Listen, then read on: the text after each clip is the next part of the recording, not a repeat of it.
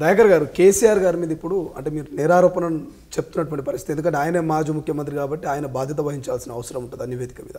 So ఆయన రాకపోతే అసలు కాళేశ్వరం నివేదిక మీద చర్చ ఎట్లా జరుగుతుంది? ఆయనే చేసినట్టు ప్రూవ్ అవుతుంది.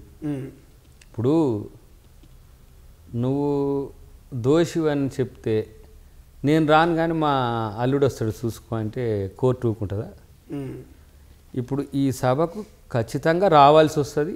అవసరమైతే కోర్టు రప్పించేటట్టు కూడా చేయాల్సిన అవసరం ఉంటుంది. రాలేకపోతే ఆయనే ముద్దాయిగా చూసి చేయాల్సి వస్తుంది. ఎందుకంటే కాళేశ్వరం అనే విషయంలో కేసీఆర్ భయపడుతున్నాడా, కేసీఆర్ రాలేకపోతున్నాడా, కాళేశ్వరం వల్లనే ఆయన రాజకీయాల నుంచే పక్కకు పోవాల్సి వచ్చిందా, ఇవన్నీ కూడా తెలుసుకోవాలి కదా. ఎందుకు కేసీఆర్ ఇప్పుడు అసెంబ్లీకి రాకపోవడము అని అంటే ఏదో ఒక భయం ఉండాలి, లేకపోతే ఆయన ఇష్టం లేకుండా ఉండాలి. భయం ఉంటే రాడు, ఇష్టం లేకుంటే రాడు. రేవంత్ రెడ్డి గారు ముఖ్యమంత్రిగా ఉన్నాడు కాబట్టి అది నాకు ఇష్టం లేదు కాబట్టి ఆయనకి ఏంటంటే ఆయనకు నచ్చని వాళ్ళు సభలో ఉండొద్దు, అందుకని వాళ్ళని ఓడగొడతాడు. వాళ్ళు ఎన్ని పైసలన్నీ పెట్టి ఓడగొడతాడు, లేకపోతే మిషన్లతో ఓడగొడతాడు, లేకపోతే మనుషులతోనే ఏదో ఒక రకంగా చేస్తాడు. ఇప్పుడు ముఖ్యమంత్రిగా రేవంత్ రెడ్డి గారు అయిన తర్వాత నీ పాపాలు బయట పెడుతుంటే దాన్ని చూసి భయపడని రాకుంటుండాలి. లేదంటే ఆ సభలో కూర్చోవడానికి ఇష్టం లేకపోతే ఎందుకు మరి ఆ పదవి రాజీనామా చేయి. అవినీతి అక్రమాలు చేసి నువ్వు పిలుస్తారా అని అంటే హైకోర్టుకి ఎందుకు పోతున్నావు? మరి హైకోర్టుకు నేను తప్పు చేయలేదని ఎందుకు పోతున్నావు? తప్పు చేయలేదని ఈడ చెప్పుకోలేవా? ఆడబెట్టి తిమ్మిని బొమ్మిని తిమ్మి చేసి నా కోదండరాము గాక ఆయన తప్పు చేసిండని ఎమ్మెల్సీని రద్దు చేయించినట్టు ఆడ కోర్టులు పెట్టేసి ఏమంటే వాళ్ళను అడ్వకేట్లను పెట్టి ఈడ టెక్నికల్గా ఇది లేదా, ఇట్లా టెక్నికల్గా అది లేదని రంధ్రాన్వేషణ చేసి బయటపడాలంటే కలవదు కదా. ఆడ ఎవ్వరు కాదు.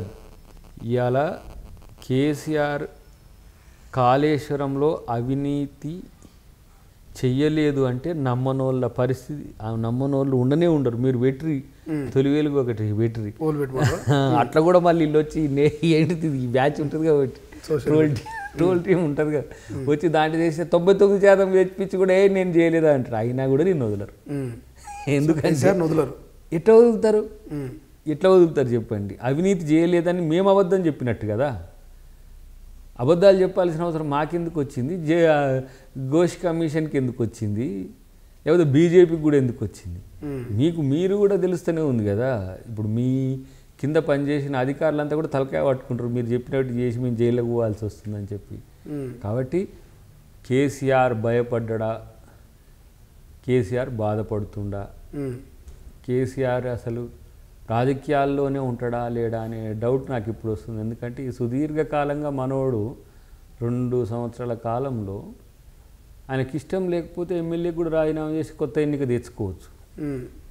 ఇది గజ్వేల్లో ఇంకెవరన్నా నిలబెట్టి అట్లా ఉండలేడు. ఈ సందిగ్ధ పరిస్థితులలో కాళేశ్వరం అవినీతి అనేది ఆయన రాజకీయంగా ఎటువైపు పోతాడంటే అని కూడా ఒక పెద్ద ఏమంటారు సర్కిల్లోకి వచ్చి ఎటు పోవాలనే దాని దగ్గర కూడా ఇప్పుడు వాళ్ళకి అసలు మేజర్ ఏంది? ఇప్పుడు దీని తర్వాత లీడర్షిప్ కొడుకు ఇవ్వాలనుకుంటే బిడ్డ రూపంలో వ్యతిరేకం వచ్చింది.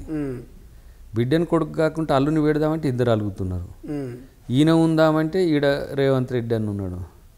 రేవంత్ రెడ్డి గారిని ఎదుర్కోలేడు, బిడ్డను కొడుకును సముదాయించలేడు. ఆయన తెలంగాణకు జాతిపిత అని చెప్పుకుంటాడు కానీ ఆయన పితగా ఉన్న ఇద్దరు పుత్రికను మాత్రం కంట్రోల్ చేయలేడు. ఇలాంటి ఒక డిలమాలో ఉన్నాడు.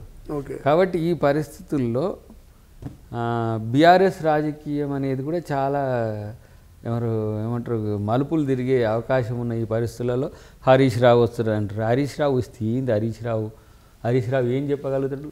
హరీష్ రావు ఏమన్నా కేసీఆరా? లేకపోతే కేసీఆర్ చేసిన ఇట్లా చేసిన సార్ అని. ఇప్పుడు దొంగతనం నువ్వు చేస్తే నన్ను పోలీసులు ప్రశ్నిస్తారా?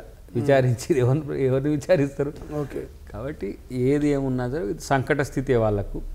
డెఫినెట్గా కాళేశ్వరం అవినీతి మీద మాత్రం అందరికీ వాళ్ళ అవినీతి చేసిందనే నమ్మకం ఉంది. చూద్దాం రేపటి రోజున ఏం జరుగుతుంది. అసలైన తొలి వెలుగు. Follow WhatsApp @Tolivelugu official.